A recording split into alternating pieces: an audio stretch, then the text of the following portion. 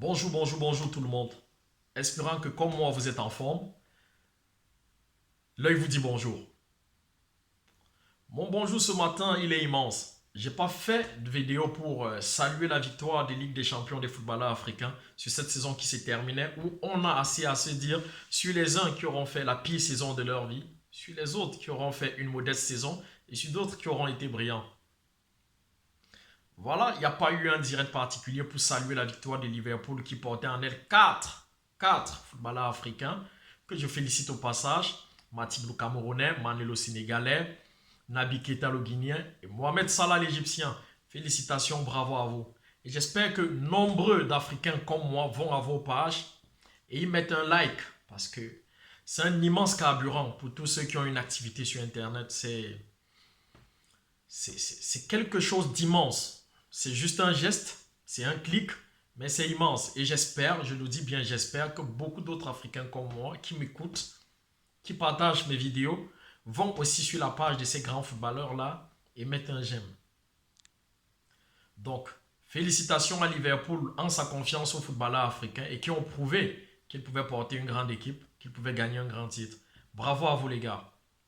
Cependant, aujourd'hui, l'œil vient à vous pour partager son opinion. L'œil vient à vous pour donner son avis sur une situation qui est un peu frustrante et qui concerne le football africain malheureusement. Je ne sais pas pourquoi, à chaque fois que je dois parler de mon continent, il y a plus de l'amertume que de la joie. J'espère qu'avec le temps, avec beaucoup de travail, de bonne volonté, on arrivera aussi un matin à être ceux-là qui parlent de leur football avec beaucoup de joie, comme le font les Sud-Américains, comme le font les Asiatiques aujourd'hui, et les Européens pour couronner le tout. Voilà, il y a environ 8 jours, l'Espérance de Tunis s'est rendue au Maroc pour affronter le Wydad de Casablanca. Et ils ont fait un match qui comptait pour le match à l'aide finale des Ligues des Champions africaines. Ils ont fait un match parité. Et le match retour qui devait se tenir en Tunisie a bien sûr eu lieu.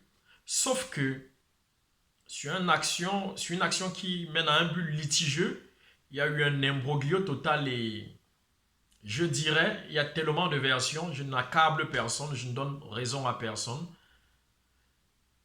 Concernant les équipes, bien sûr, qui aboutit au fait que les Tunisiens se sont considérés comme étant vainqueurs de la partie.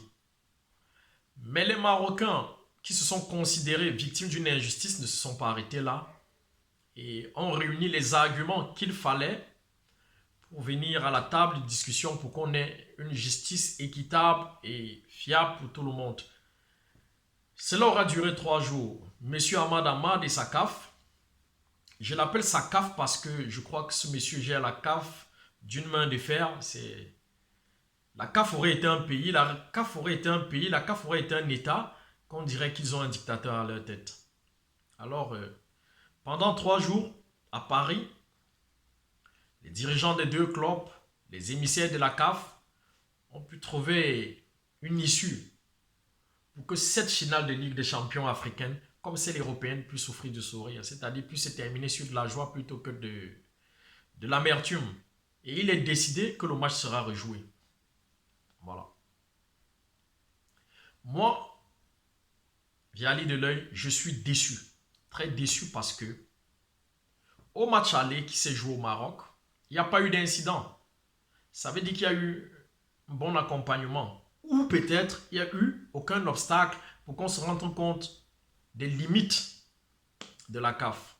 Au match retour, cette fois-ci en Tunisie, il y a eu un incident qui a dévoilé les limites de la CAF.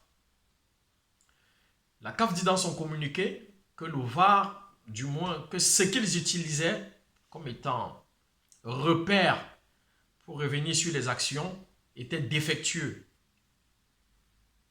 Alors moi, ça me gêne énormément parce que le VAR est actif depuis 1 an avant la Coupe du Monde parce qu'il fallait préparer cela à la Coupe du Monde. L'année de Coupe du Monde, ça faisait 2 ans que le VAR existait. Nous sommes 1 an après la Coupe du Monde, ça veut dire que le VAR existe depuis 3 ans.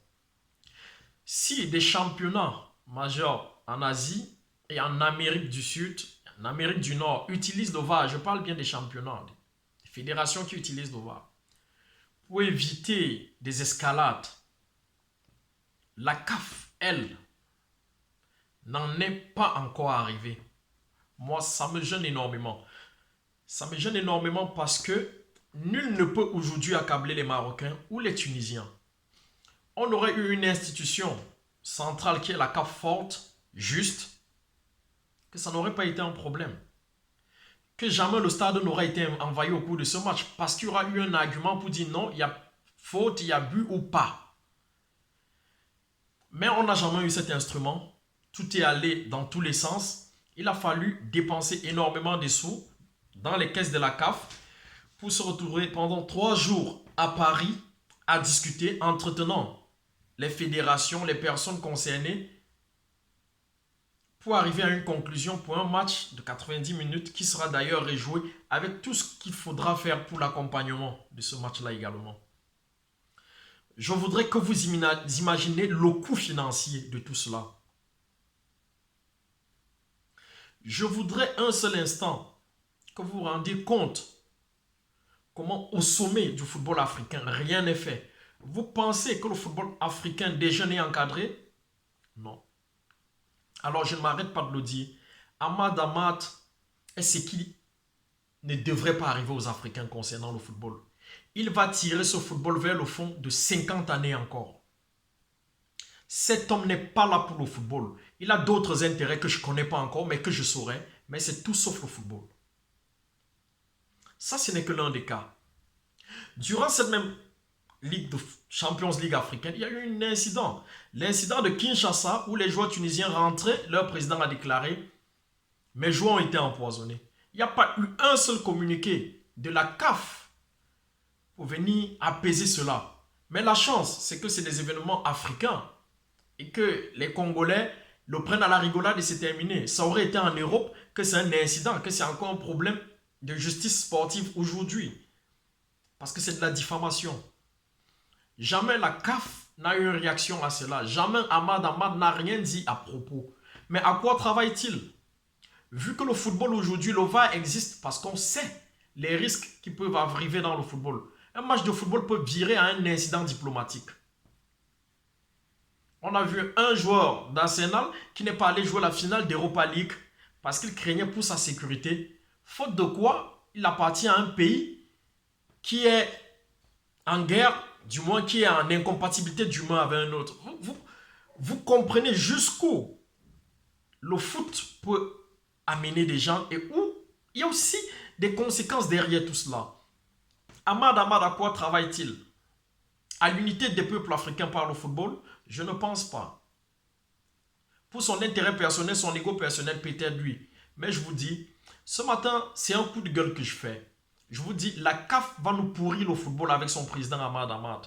Si le VAR aujourd'hui ne peut pas être banal à la CAF, je veux bien savoir combien coûte une réunion pour les décisions africaines à Doha.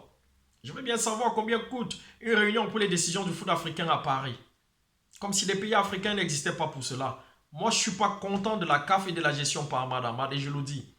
Et cet énième événement est l'événement de trop. Et pour clôturer le tout, le sujet qui me tient ici, c'est que la CAF a un accord avec l'équipementier français Mitre qui va fournir les ballons de la CAF. Mais même en France, même le championnat de France ne se joue pas avec les ballons Mitre. Mais qui utilise les ballons Mitre pour qu'on puisse savoir si c'est des bons ballons ou pas? Et on va les utiliser pour jouer la Coupe d'Afrique des Nations avec des joueurs africains qui ont gagné la Ligue des Champions. Alors, vous allez m'excuser, je suis comme je suis, mais je suis très déçu de la gestion du football africain. Vous étiez dans l'œil, merci, merci. Nous suivrons la CAN ensemble et j'espère que ce sera un grand événement. Merci bien.